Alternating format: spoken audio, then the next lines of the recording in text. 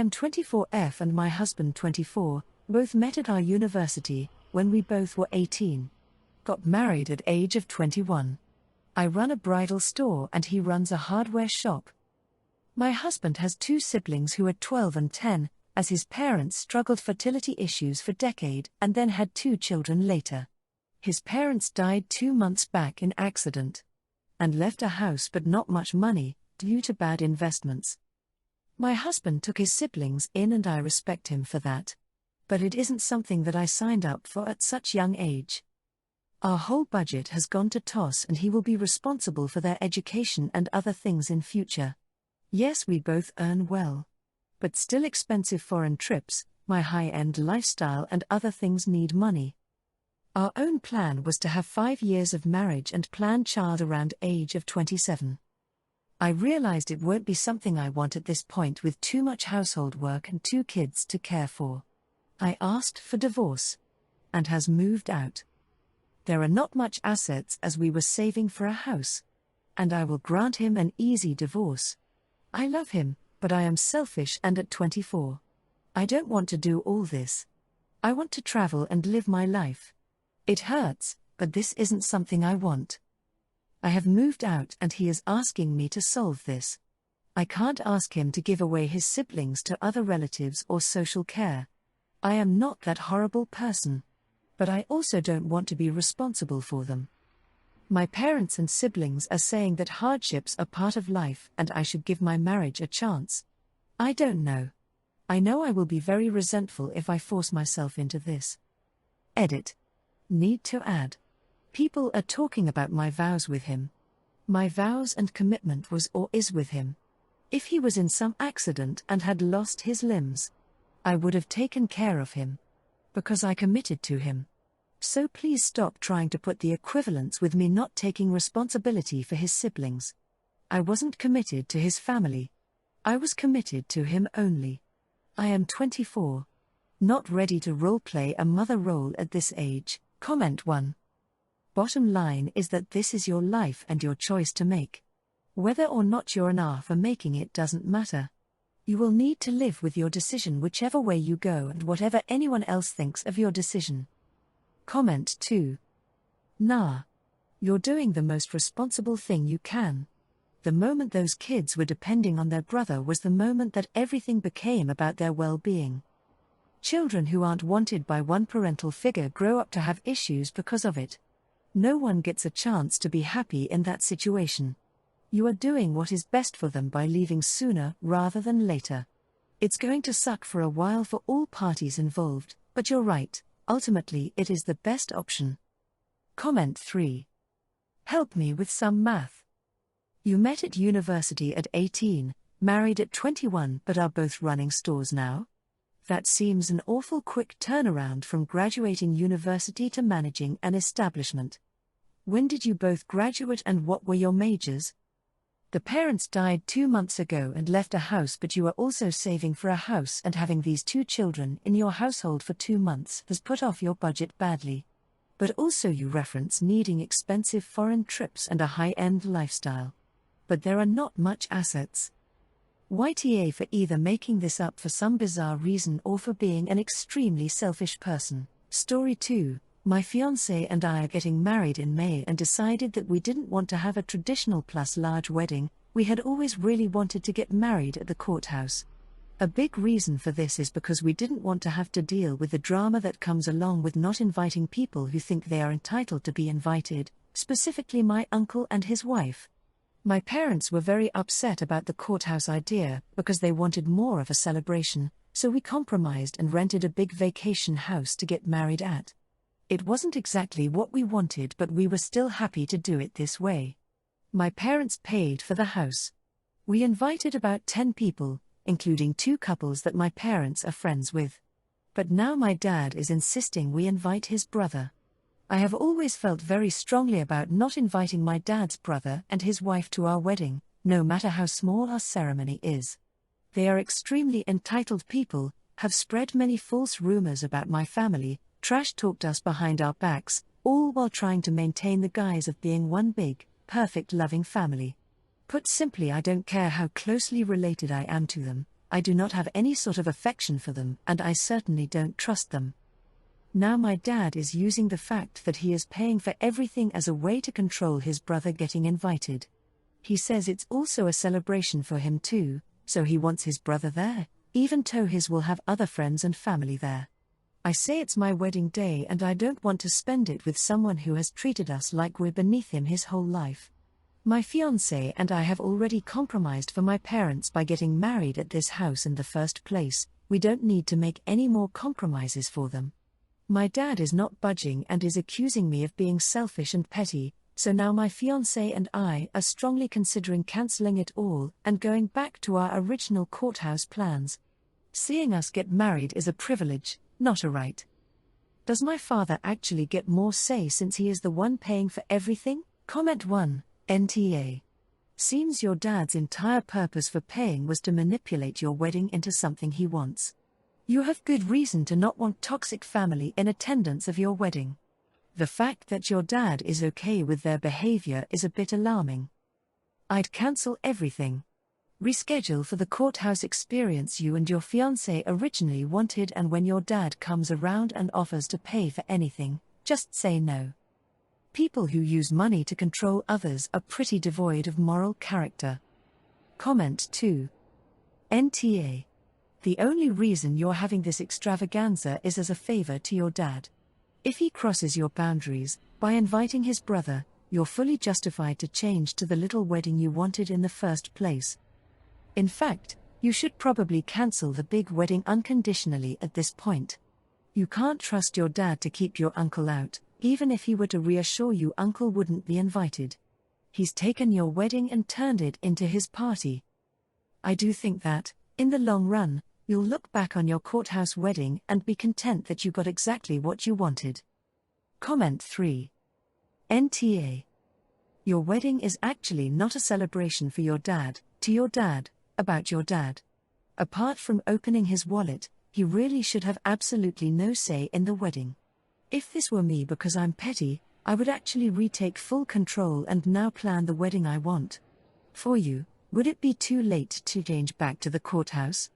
Instead of cancelling your union altogether, make your dad waste all of the money he's already spent. Story 3. My wife and I are extremely fortunate to have won a decent amount of money from Lotto recently.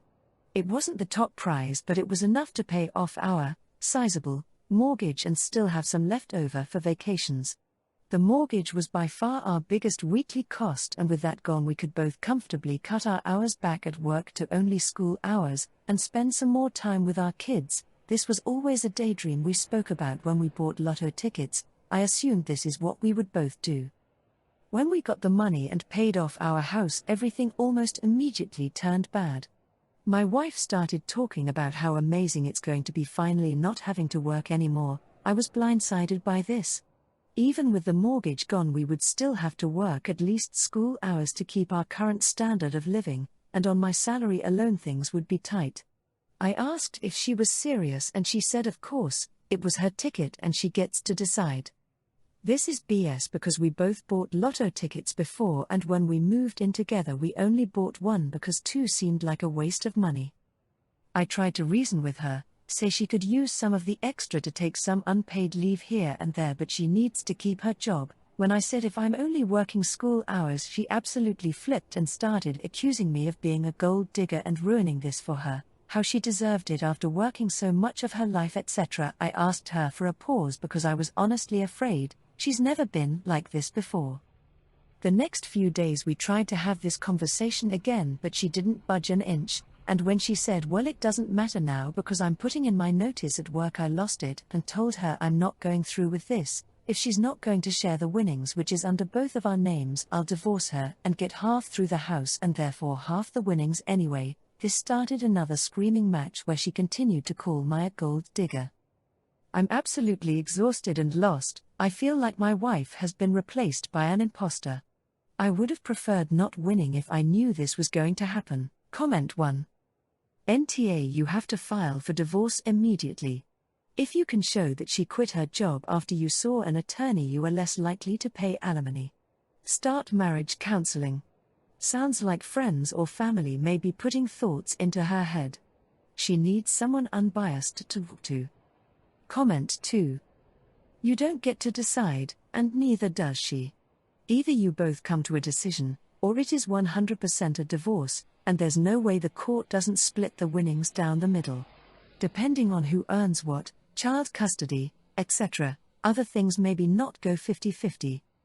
I would much rather you two go into marriage counseling than divorce. With near 100% certainty, you two will not enjoy a higher standard of living apart than you will together.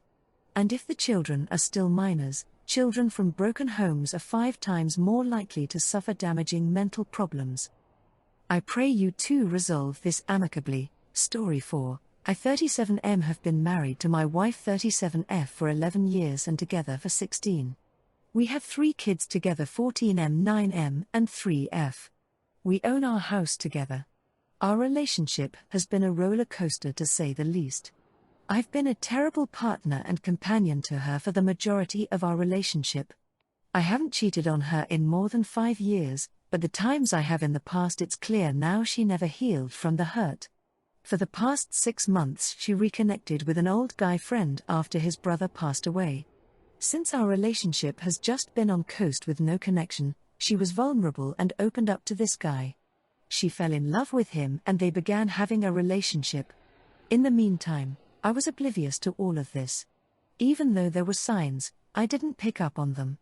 Fast forward to 2 weeks ago, her contempt towards me has brewed to the point I flat out asked her, "What's going on?" She said she's not happy, hasn't been for months, and she wants a divorce. I asked her if there's someone else. She lied initially but eventually broke down and admitted she's in love with this guy and they had an affair last week. Up until that point I'm the only guy she has ever slept with, so know how serious this actually is. I was hurt and broken. I know the guy from her family and know that he lives far away and has a wife of his own and children. In my hurt I felt that his girlfriend had to the right know about this affair. I found a way to contact her and told her about it. She broke up with the affair partner and kicked him out. This in turn has snowballed into him not speaking to my wife. My wife, who is in love with this guy, is now not speaking to me about it. The truth has come out that the affair guy has just led my wife on and preyed on her vulnerability. He doesn't love her or want to be with her. She's heartbroken over it, and blames me for telling her affair partner's wife. She won't speak to me now. Comment 1, ESH. Your wife for cheating. You for cheating and being a terrible partner, your own words. And the affair partner for cheating. Now, I don't think you're bad for telling the affair partner's wife/girlfriend. You used both terms. She has the right to know that her significant other is a cheating scumbag.